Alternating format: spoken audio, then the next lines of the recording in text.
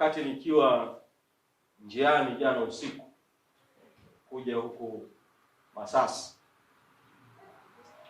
nikapewa taarifa kwamba kwenye mitandao ya kijamii kuna kauli ya msajili wa vyama vya siasa na kwamba amempa katibu mkuu wa Chadema wiki moja ili katibu mkuu atoe majibu juu ya barua ambayo yameandikiwa na mwanachama mmoja wa Chadema kuhusu uhalali wa kikao cha baraza kuu la chama tarehe 22 mwezi Januari mwaka 2025 kilichothibitisha uteuzi wa katibu mkuu wa chama, manaibu katibu wakuu na wajumbe wa kuteuliwa wa kamati kuu ya chama.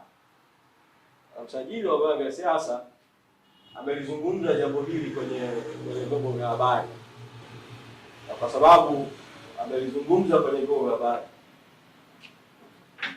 na mimi kwa nafasi yangu ya mtendaji mkuu, kabla hata haijafika hatua ya kuwasilisha majibu kwa maandishi kwake juu ya hayo ambayo ameshaanza kuyazungumzia kwenye vyombo vya habari, nataka niwahakikishie tu wanachadema na Watanzania juu ya hiyo tuhuma ambayo msajili wa vyama vya siasa ameisemea kwenye vyombo vya habari kwamba akisema kwamba tunapaswa tuwe tumepeleka majibu.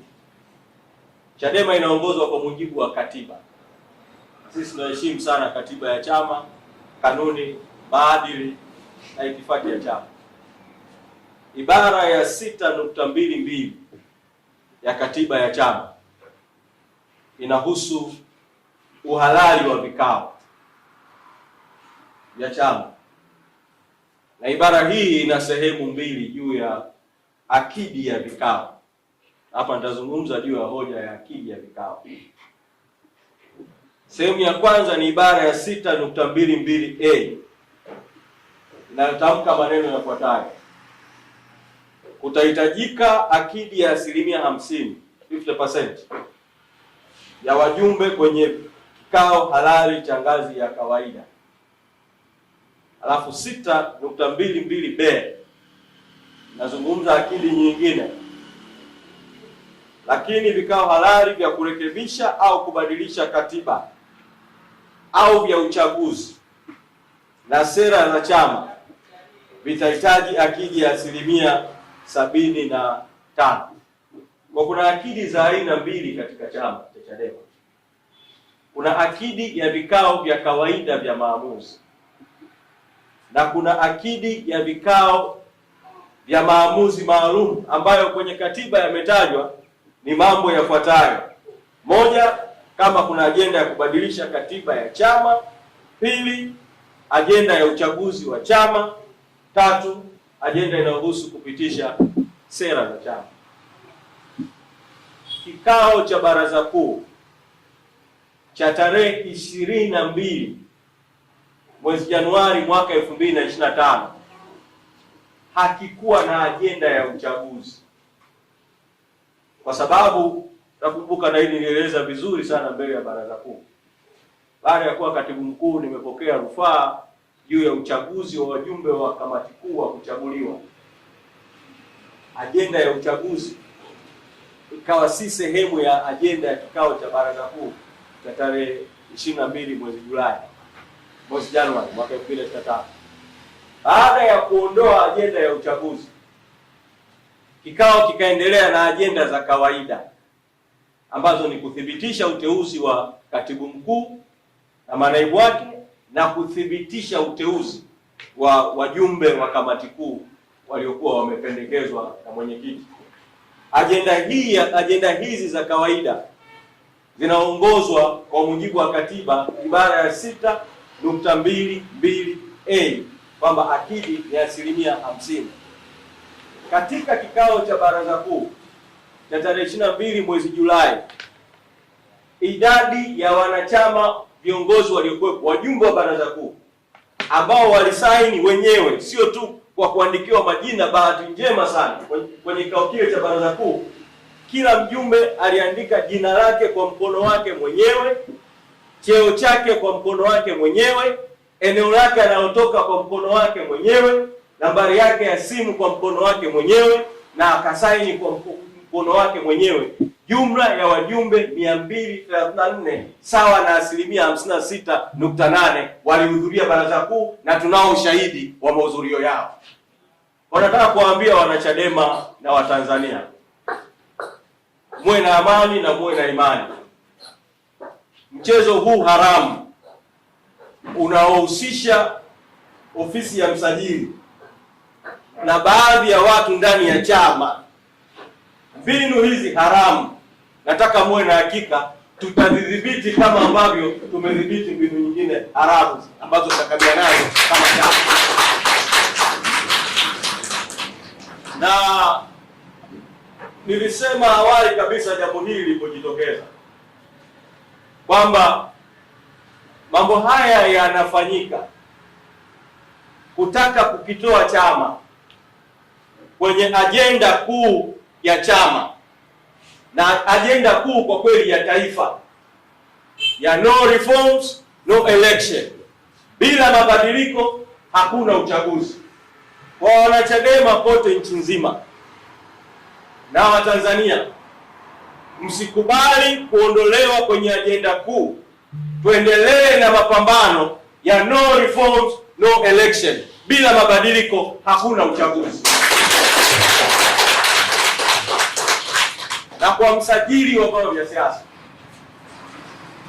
kwa kuwa ameamua kuzungumza na vyombo vya habari, ofisi yake imeamua kuzungumza na vyombo vya habari, msajili wa vyama vya siasa awaeleze Watanzania.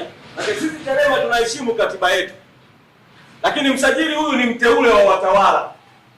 Awaeleze Watanzania alikuwepo kwenye mkutano mkuu wa CCM wakati CCM inakiuka katiba ya CCM kwenye kumpitisha mwenyekiti wa CCM Rais Samia kuwa mgombea urais pekee, kwenye kumpitisha mgombea mwenza wa urais. Msajili wa vyama vya siasa alikuwepo, ofisi yake ilikuwepo kwenye hicho kikao. Awaeleze Watanzania ni hatua gani mpaka sasa msajili wa vyama vya siasa amechukua dhidi ya CCM na Rais Samia na viongozi wengine wa CCM kwa matendo yaliyofanywa na CCM kule Dodoma.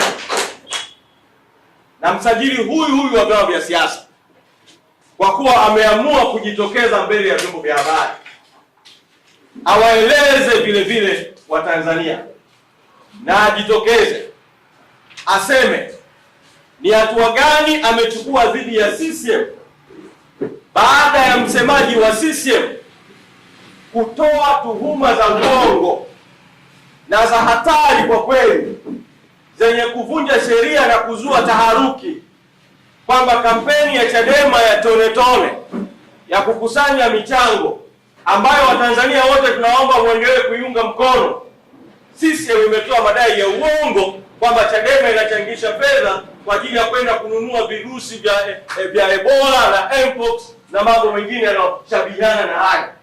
Sasa madai haya ya uongo, msajili wa vyama vya siasa anafahamu kwamba nilikwisha mtumia hiyo video ya Amos Makalla.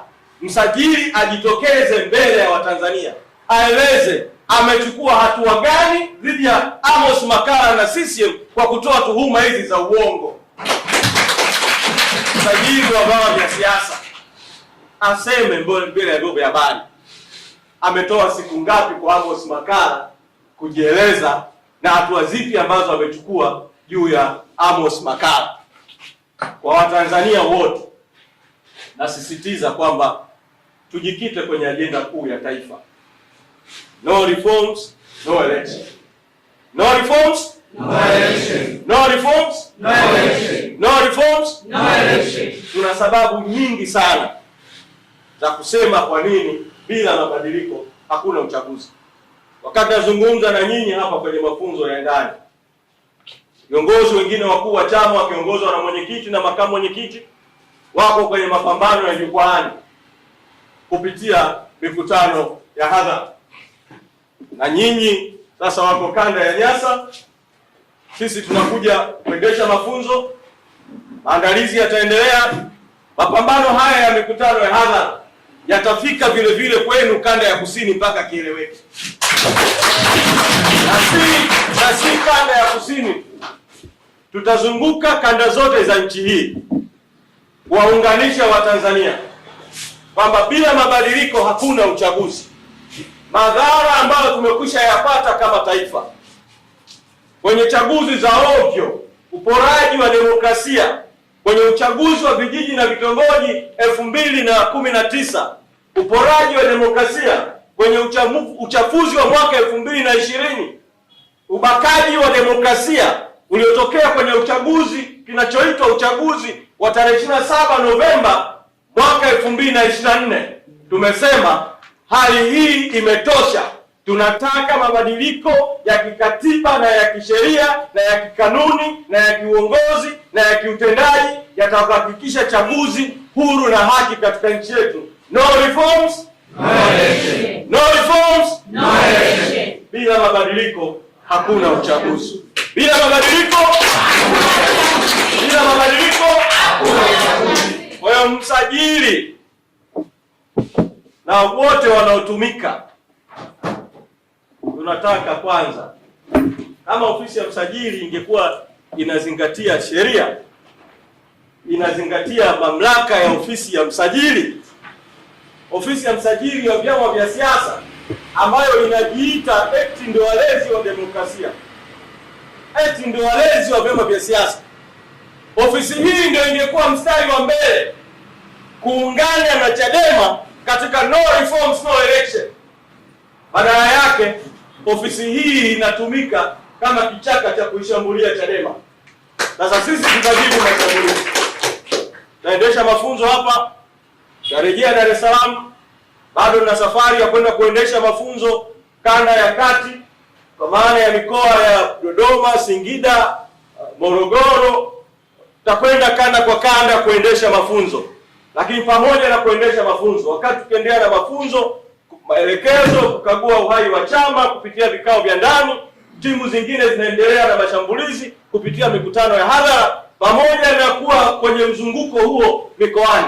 Lakini tuhakikishie tu wanachadema kwamba jitihada hizo zinazoendelea kufanywa tutazidhibiti kwa haki kabisa, kwa kuzingatia katiba, kanuni, maadili, itifaki ya chama na mwelekeo wa chama kwa ujumla. Asanteni sana, nimefungua mafunzo haya. Sitaki kutoa hotuba ndefu ya ufunguzi ili tujikite zaidi katika mafunzo. Kwa mafunzo haya yamefunguliwa rasmi. Asanteni sana.